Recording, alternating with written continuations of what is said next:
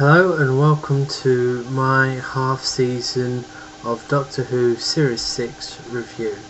Before I start, I want to give a big shout out to my Facebook buddies, particularly the fan base that is Doctor Who and the TARDIS by Craig Hurl, and also He's the King, so a king has his queen and that queen is Lady Soliloquy, and I hope I pronounced that correctly. They, between them, have made Doctor Who far more entertaining for me than ever before, because there is so much involvement on their Facebook sites, and much credit has to go to both of them, because without them we wouldn't have the fans that follow Doctor Who on Facebook at all. So again, to them, thank you very much. Now, like I say, it's the half season review, and tonight it is the finale, the mid-season finale, A Good Man Goes to War. Now, over in the States and in Canada and in Australia, they haven't seen episode 6 yet. That is also tonight for them. So if you are watching this and you are from those countries, then I apologise for any spoilers I may give, but hopefully by the time you watch this video you'll have probably seen it anyway. So we'll start with The Impossible Astronaut, episode 1. Now, prior to the episode starting, it was of course in the papers and in the press and in the media that one of the 4 main characters was going to be killed off. The rumours, of course, strong rumours, was that it was going to be Rory, because of course he died twice in the previous series, and that seems to be a running joke with him. Excuse me. Now, that didn't really make much sense, of course, because as well as photos from The Impossible Astronaut, we also had photos of future episodes. So, of course, Rory couldn't have died, but as it turns out, over the course of the first few episodes he actually did, but we'll get to that later. The Impossible Astronaut started off with River, Rory and Amy and an old man called Canton, who we didn't know of yet, all being summoned by the Doctor to visit him in America, in Arizona. Now, they all wondered why, what was so important about this, but it turns out that this Doctor was 1100 years old, 200 years older than he was when Amy and Rory went on their honeymoon and all that sort of thing. So there was that age gap for a start, so you wonder why. And of course it turns out that the Doctor is there to be killed. Now, of course, this puzzled a lot of people, including me, because if the idea was that the Doctor was going to be killed off with Matt Smith in the role, that would mean that there will never be any future regenerations, because it ends with Matt Smith. Or so it seems at the moment, but you know what the Doctor Who universe is like, timey-wimey and all that sort of thing. Anyway, it turns out that they're in America, for a reason. And of course, that reason is a monster that everybody forgets, called the Silence. Now, the Silence has to be probably one of the scariest monsters since the relaunch in 2005. Only the Weeping Angels are perhaps anything remotely as scary as the Silence are. And it all happens around the time of the moon landing in 1969. So of course we've got Richard Nixon as president, and just some of the scenes with Tricky Dicky and the Doctor is just funny. But of course there are some other elements that are starting to be woven into the story, and I will obviously talk about those elements as we move on.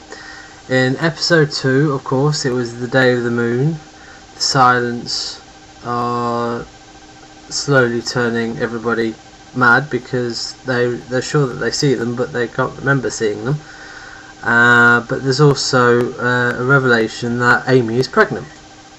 and that is what will turn out to be a major arc of the storyline. And even more confusing when the Doctor examines Amy secretly on the TARDIS and finds out that it keeps flipping from positive to negative. Why is that? But the Day of the Moon is a great second part to the two-parter with the Impossible Astronaut, and it was a high-ranking episode, and it was brilliant. And of course, the episode ended, of course, with a regenerating time child, would you say? And we haven't heard anything more about that time child, and I am wondering, was it just a throwaway coincidence, or what was it? I guess we'll soon find out. Stephen Moffat is an absolute legend, or a freaking genius, and you know, he just has the script from day one. Episode 3 was The Curse of the Black Spot, which on paper I didn't like the look of, because to me it just seemed like a Pirates of the Caribbean rip-off. However, Hugh Bonneville as the pirate ship captain was played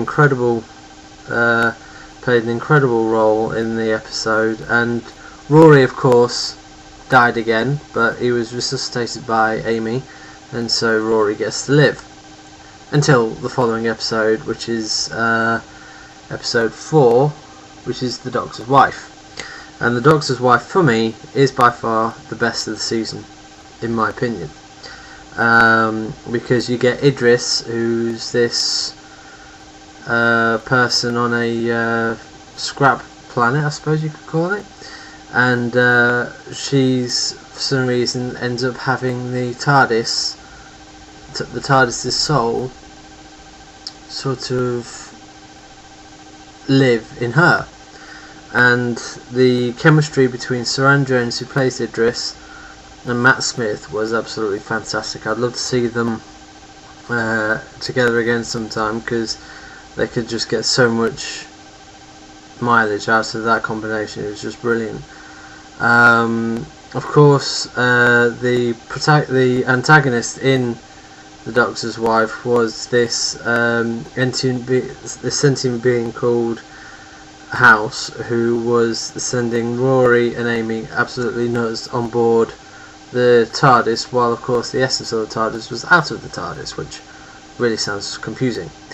But basically it was aging Rory until he practically died again, and then of course he actually didn't die. But the other highlight of that episode was, of course, the TARDIS console being built out of spare parts, and the console was designed by a Blue Peter viewer, which is a children's TV program in the UK, and that was a good highlight for them, and I suppose for the UK really.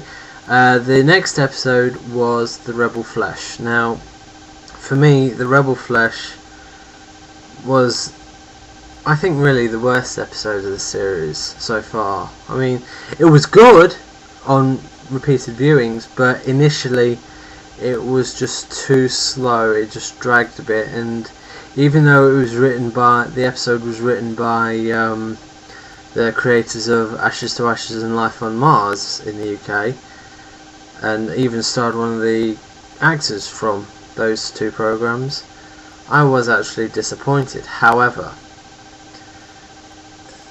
business certainly picked up towards the end of the episode, and certainly as it rolled into the Almost People, which is episode 6, we get to see the Ganger Doctor, and Matt Smith acting against himself is probably again, Matt Smith absolutely excelled as the Doctor this series. You know, if people weren't sure if he could take over David Tennant's mantle in season 5, he certainly concreted one of his feet into the role in season 6 so far, because he has been absolutely brilliant in the role. And I can just, I just admire the man. He's been brilliant in the role so far, and I'm not going to actually, I'll change my mind. I'm not going to spoil the Almost People for the international contingent right now. I'm going to be doing a review of the mid-season finale after the episode tonight, so I might mention it there. But you know, the episode was really good, and it really had a great cliffhanger to lead into the final episode of this mid-season. Why the episode got split up, I don't know. I don't agree with it.